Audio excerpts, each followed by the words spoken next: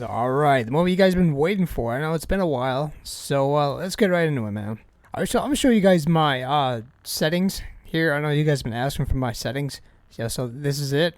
Here's my 100 sensitivity right here for zoomed and soldier as well. Stick zone right here, 28%.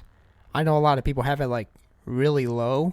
It's been on 28% for as long as I can remember. But I don't even mess with this stuff anymore.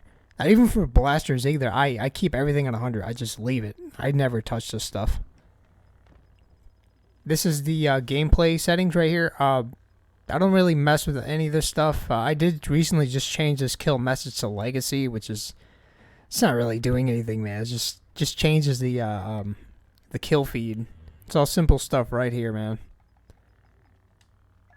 I know somebody asked about my video. This is it for video, as well as audio. I do use headset, so these are the settings for headset. By the way, I do use aim assist, and the reason for that is I play on both Xbox and PC, and PC you can't turn off aim assist, so having to transition, you know, back and forth, one having aim assist and one not having aim assist, it kind of throws me off, so I just kind of settled and just put aim assist on both of them. You know, I said screw it. It's actually not that bad, but if you don't like it, then I mean, just turn it off. So we're going to start off with learning how to hook. Pretty much like the basic fundamentals. So we're going to start off with me turning around. This is at 100% soldier sensitivity. This is when you're zooming in and turning around, which is a lot faster. It's important because if you're point blank, like staring at somebody, and you want to hook them, like let's say you're doing 1v1 duels, and you want to hook them, you kind of want to just make that quick move, you know, kind of just like that. Now, you're going to have to mess with the settings here yourself. I can't really tell you exactly what's perfect for you, for your sensitivity. It's all based on preference. You got to remember what's around you. The environment is very important. So, alright, so next I want to talk about uneven land and flat land. So, depending on where you're standing at, and where your opponent's standing at too, hooking can be very effective. So if you're on flat land, you can just hook, you know, like that without even worrying what's around you. Except if you're on a hill, like right here. So if your opponent's standing here and you're down here, you just might be able to hook them, like no problem. Just kind of get a little closer and just like that. If it's the other way around, and if you try to hook them, you're just gonna go right over them. It's like that. It's not. You don't want to hook anybody that's like going down a hill. That's just not gonna work. You just might like out of luck actually get the hit, but most of the times it's not even guaranteed. So yeah, just be aware your surroundings, map awareness. That's pretty important. So, alright, so here's going to be one of the Dooku's techniques here that I found out. I'm sure a lot of people know this one already. It's been out there for a while. My guess. Anyways, it's going to be a 2-hit transitioning into the hook swing. And you're going to see more about this as the video progresses. So, here it is. It's going to be you swing your saber twice. Right? So it goes 1, 2. Now, the next thing you want to do is jump.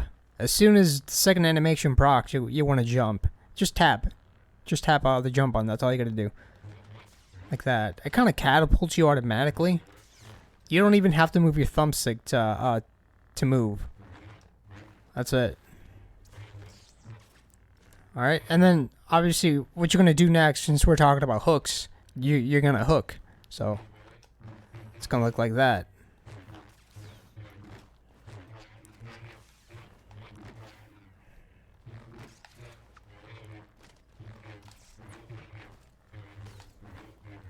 And also, you could lunge, and then you could do the hook swing as well, and it looks just like this.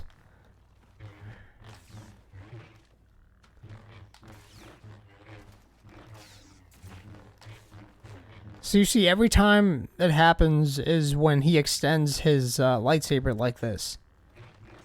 Like that. When he does that attack, then you can go ahead and tap or jump, and then go ahead and do the hook swing. Alright, so this one right here, it's kind of giving you an example. If you're kind of not getting the hang of it, just try to do this. Try to spin around your opponent or your buddy. Get used to it.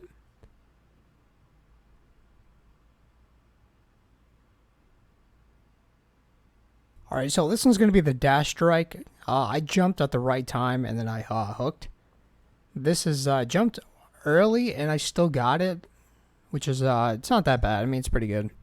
Well, this one I did it at point blank and I didn't get it. So actually, I tried it again some other time, and it's a hit or miss. You never know what you're gonna get.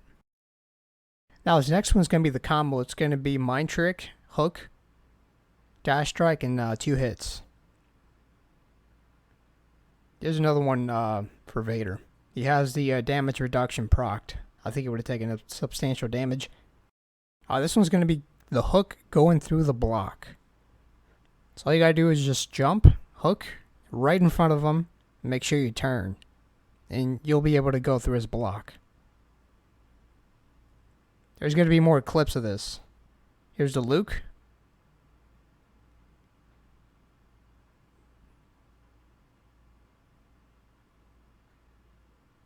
This is going to be a Vader combo.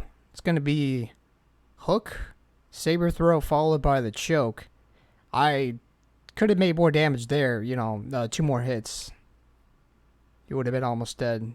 And Obi was at full health too, by the way.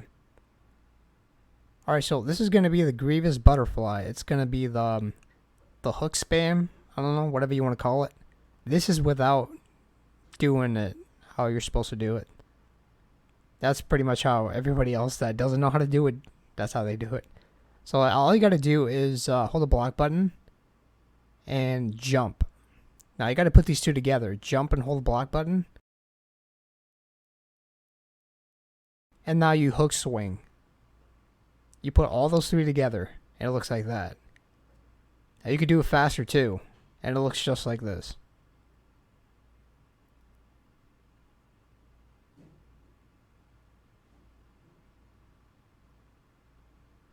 Yeah, man, it's pretty freaking nasty. Here's the Dooku Tip. You can also parry with Lightning Stun. It looks just like this. Lightning Stun, and then 2 hits, and he's more than half his health down. That's crazy. To me, my friend fighting, and I did the 2 hit followed by the hook. It works wonders, man. Alright, so this is me and my friend fighting right here. I did the 2 hit again, followed by the hook. I could have done it again, but I kind of messed up there. But hey, you should try it out, man. It's amazing.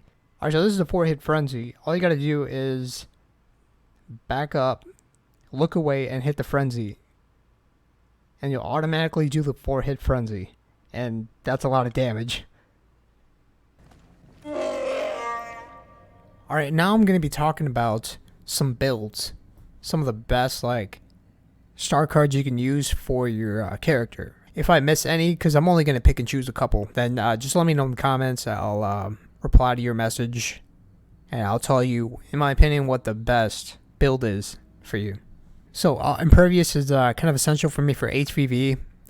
The more damage you do, it's going to stack up your damage resistance. The damage is based off your abilities, like the Slam or the Bowcaster.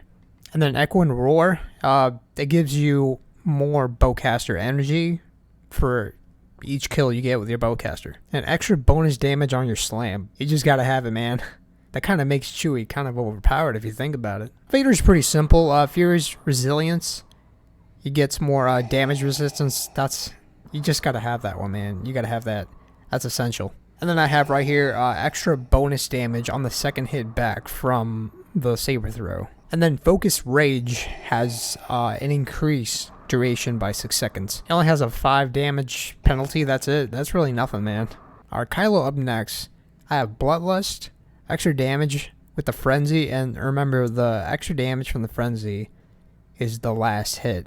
Unless if you do the 4-hit Frenzy, which I'm going to be talking about it later in the video, if you want to do the 4-hit Frenzy.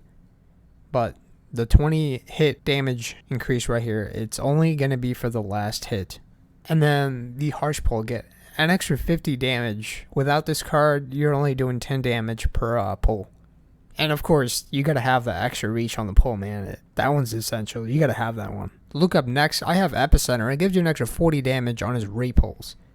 I either run this one or I run Strong Rey pulls. Gives you extra range on the Rey pulls. Sometimes I kind of mess with both of them. Like I'll take Epicenter off and I'll put Strong Rey pulls. It really just depends. Like if I want to be more supportive with my team, I'll pick Strong Rey pulls over Epicenter. And, you know, Intensify, you gotta have it, man. Essential. And last but not least, I have Extended Push. I gotta have Extended Push the whole time, man. Like, I've gotten so used to using it, I can't take it off, and it's just not the same, you know? So, the best Phasma build right here, man. It's safety first. Captain Phasma gains more health when using Survivor. So, Survivor, dude, that's essential. You need that. Like, for sure. You're gonna need all the health you can get. See, for Phasma, your main thing is to stay in the robot, because that's like your only backup. You're like the support in the team. If you use Phasma, you're support. And if your team dies, then it's just you. Well, lucky you got a robot to help you out. So then, this is where this one comes in handy. It increases the shock radius to 50%. That is a big range. So while you're backing up your team, you get 3-4 kills. That's good enough. Anything more than 3 or just 3 is perfect. It's going to proc this card and it's going to make the radius pretty freaking big. So that way you're able to rely on your robot more than ever before. And also, you can wait for your teammates or you can just solo it, you know? Dude, people are going to hate you for that. And then last but not least, this card is going to give you a 50% damage reduction. That is insane. That is huge. You're going to need this.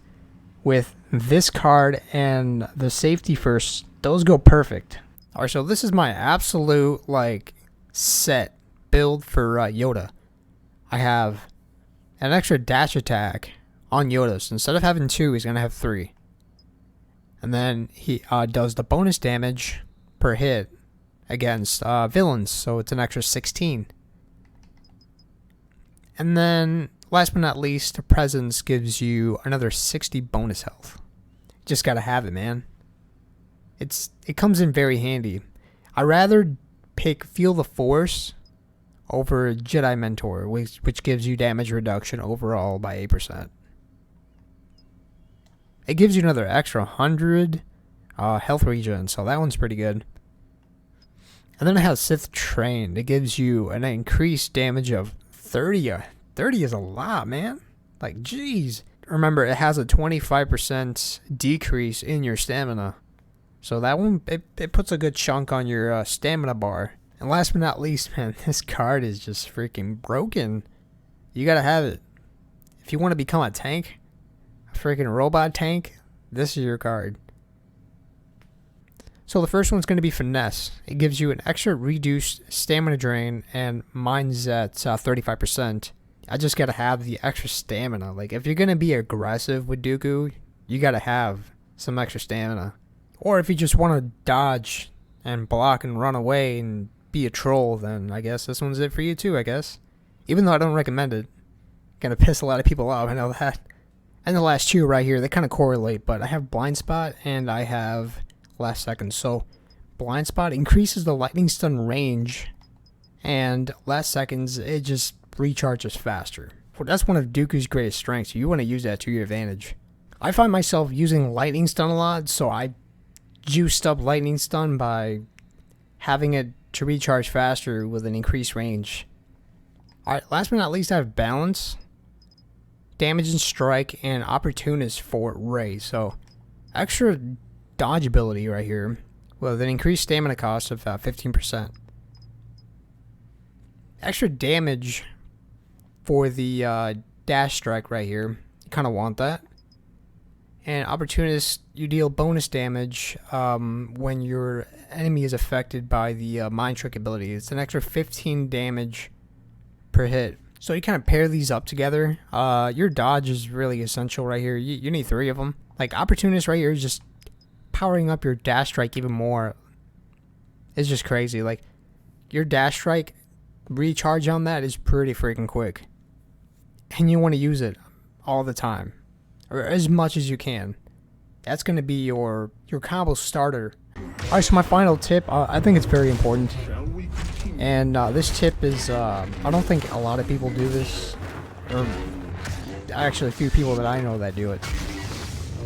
But it's just the way that you hold your controller. I have my thumb on the thumbsticks, and then I have the index finger on where the buttons are, the ABXY, or for PlayStation it's square, triangle, circle, and X. And then my middle finger on the triggers. Yeah, that's always been the way for me to play. Whether it's this game or FPS, it always works wonders, man. It's amazing. But you should try it out. This way, the way that I do it, I'm able to hook more freely. That's how I'm able to turn and hook all in one motion. You know, I have more room to do more things. I hope you enjoyed this video. If there's anything that I missed, let me know. Again, like I said, if I missed something, if you would want, you know, to hear more, then please comment. I'll comment back. I'll tell you all about it. Alright, everybody. Thank you so much for watching.